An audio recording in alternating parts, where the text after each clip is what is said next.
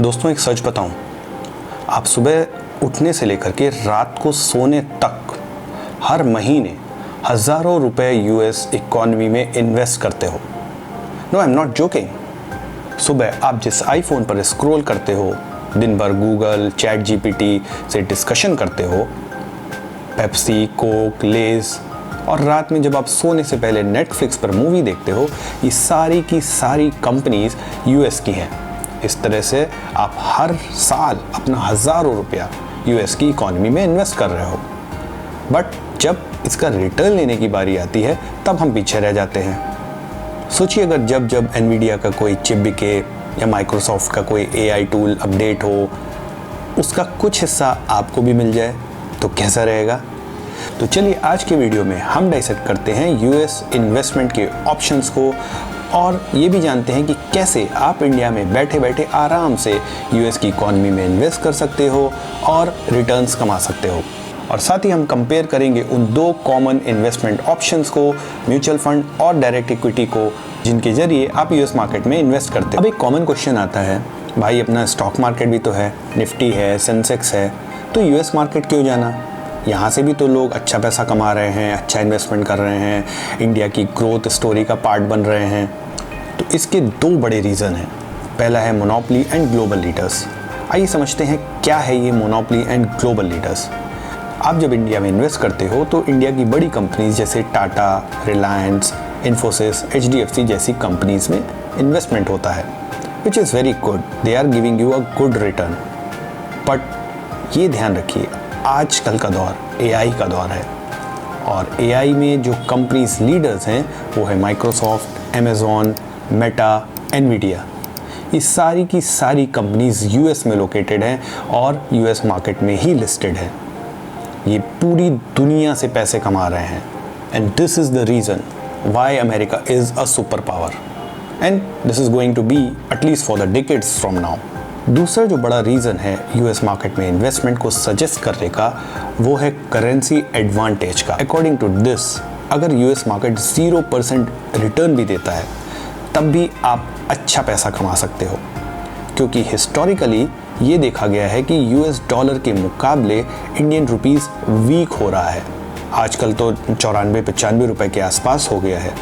तो अगर US market कुछ भी नहीं करता है तो ड्यू टू इंडियन रुपीस का डिप्रिसिएशन आप आराम से पैसा कमा सकते हो बिना कुछ किए। This method is also known as currency diversification, क्योंकि आपने एक दूसरी करेंसी पे इन्वेस्टमेंट किया है जो कि एक ग्रोइंग है और मार्केट लीडर है। चलिए अब देखते हैं उन दो कॉमन ऑप्शंस को और इवेल्युएट करते हैं कि which one will be better for you to start investment in the US economy. पहला जो कॉमन रूट आता है वो होता है म्यूचुअल फंड या ईटीएफ का। इंडिया में बहुत से ऐसे अच्छे म्यूचुअल फंड्स अवेलेबल हैं, जैसे मोतीलाल ओसवाल का फंड्स ऑफ फंड्स, मेरे एसेट्स का। तो इनके ज़रिए आप नॉर्मल एसआईपी स्टार्ट कर सकते हो। आप चाहो तो 500 या 1000 रुपए की हर महीने की एसआईपी स्टार्ट करके अपना इन्वेस्टमेंट स्टार्ट कर सकते हो। ये जनरली उन लोगों के लिए होता है जो कोई टेंशन नहीं लेना चाहते, बस start it and forget it वाले फंडे पे चलना चाहते हैं। अब इस रूट के कुछ फ़ायदे ये हैं कि आपको कोई अलग से फॉरेन अकाउंट नहीं ओपन करना, आपको करेंसी का कोई कन्वर्जन नहीं करना, कोई एक्सचेंज नहीं करना। ये सारी हेडेक कन्वर्जन का और इन्वेस्टमेंट का आपके फंड मैनेजर्स उठाते हैं। लेकिन यहाँ पर एक कैच और है। कई बार ऐसा होता है कि सेबी या आरबीआई की गाइडलाइंस के तहत इन म्यूचुअल फंड्स को बाहर इन्वेस्टमेंट करने से रोक दिया जाता है। उस केस में आप लमसम या एसआईपी का इन्वेस्टमेंट बाहर नहीं कर सकते। एक और डिसएडवांटेज इसका ये है कि आप अपनी मर्जी से स्टॉक्स का सिलेक्शन नहीं करते हो। आप अगर चाहो कि आपको टेस्ला का शेयर लेना है या एनवीडिया का लेना है या माइक्रोसॉफ्ट का लेना है, वो फ्लेक्सिबिलिटी आपके पास में नहीं होती। आपको पूरी की पूरी बास्केट लेनी पड़ती है जो आपका फंड मैनेजर ने डिसाइड किया है to invest through this ETF या म्यूचुअल फंड्स। अब बात करते हैं दूसरे रूट की, यानी कि डायरेक्ट इक्विटी इन्वेस्टमेंट की। ये रूट उन लोगों के लिए है जो कूल इन्वेस्टर बनना चाहते हैं, जो थोड़ी बहुत मार्केट की समझ रखते हैं और जिनको अपना डिसीजन खुद से अपनी पोर्टफोलियो को डिज़ाइन करने में लेना है, जिनको पता है कि मेरे को एनवीडिया लेना है, माइक्रोसॉफ्ट लेना है या अमेज़ॉन लेना है, कितनी क्वांटिटी में लेना है। ये रूट उन लोगों के लिए काफ़ी सही है। आजकल इंडिया में IND मनी या वेस्टेड जैसे प्लेटफॉर्म्स अवेलेबल हैं जो आपको ये फैसिलिटी प्रोवाइड करते हैं। आपको सिंपली उन प्लेटफॉर्म्स के ऐप को डाउनलोड करना है और आप इन्वेस्टमेंट स्टार्ट कर सकते हो। और सबसे इम्पॉर्टेंट और सबसे इंटरेस्टिंग बात पता है आपको क्या है डायरेक्ट इक्विटी इन्वेस्टमेंट की? मान लीजिए गूगल या अल्फ़ाबेट का शेयर आज 60,000 रुपये का है, तो आपको एक शेयर के लिए 60,000 रुपये देने की ज़रूरत नहीं है।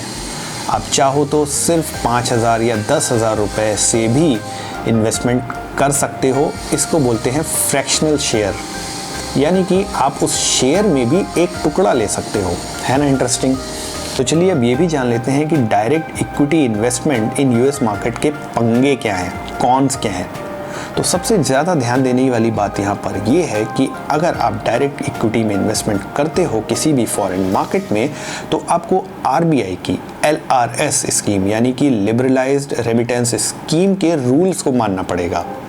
अब ये रूल्स तो बहुत डिटेल्ड में हैं, उसको हम फिर किसी दिन डिस्कस करेंगे, बट आप इतना समझ लीजिए कि इस रूल के अंतर्गत आपको करेंसी कन्वर्जन चार्जेस और कुछ ना कुछ ट्रांसफ़र फी देनी पड़ेगी। लेकिन एक मिनट रुकिए, पैसा इन्वेस्ट करने से पहले, ऐप को डाउनलोड करने से पहले इनकम टैक्स के नए रूल्स को भी जानना ज़रूरी है, अदरवाइज़ IT का नोटिस आपके घर आ जाएगा। आपको TCS यानी कि टैक्स कलेक्टेड एट सोर्स के नए रूल्स को समझना ज़रूरी है। घबराइए नहीं, ये कोई नया या एडिशनल टैक्स आपके ऊपर नहीं थोपा जा रहा है, बल्कि TCS आपको 20% देना पड़ेगा अगर आप 10 लाख से ज़्यादा इन्वेस्टमेंट कर रहे हो। ये TCS जो 20% आपने पे किया है अपफ्रंट, ये आपको बाद में टैक्स रिटर्न फाइल करते समय वापस मिल जाएगा या आपके इनकम टैक्स में एडजस्ट हो जाएगा।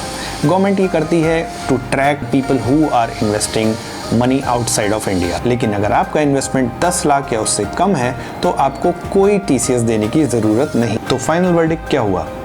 अगर आप बिगिनर हो और थोड़ा बहुत डाइवर्सिफिकेशन चाहते हो तो म्यूचुअल फंड या ETF के ज़रिए हर महीने थोड़ा बहुत अमाउंट आप इन्वेस्टमेंट कर सकते हो। लेकिन अगर आपका पोर्टफोलियो बड़ा है और आपको लगता है कि आप भी एप्पल, टेस्ला या एनवीडिया जैसे नेक्स्ट मल्टी बैगर को स्पॉट कर सकते हो, तो डायरेक्ट इक्विटी का रूट आपके लिए बेस्ट है। एक बात याद रखना दोस्तों, दुनिया बदल रही है और इस बदलती दुनिया के साथ में आपके इन्वेस्टमेंट करने के तरीकों को भी बदलना चाहिए। आप US मार्केट में अगर इन्वेस्टमेंट स्टार्ट करते हो तो नॉट ओनली दिस, बट आप साउथ कोरिया, चाइना या UAE की इमर्जिंग मार्केट में भी इन्वेस्टमेंट कर सकते हो through various ETFs available in the US market. Don't just be the consumer of global brands, be the owner of it. अगर video informative लगी हो तो वीडियो को लाइक और शेयर कीजिए और चैनल को सब्सक्राइब कीजिए। यहाँ पे सब्सक्राइब करने पर कोई आपको TCS नहीं देना है।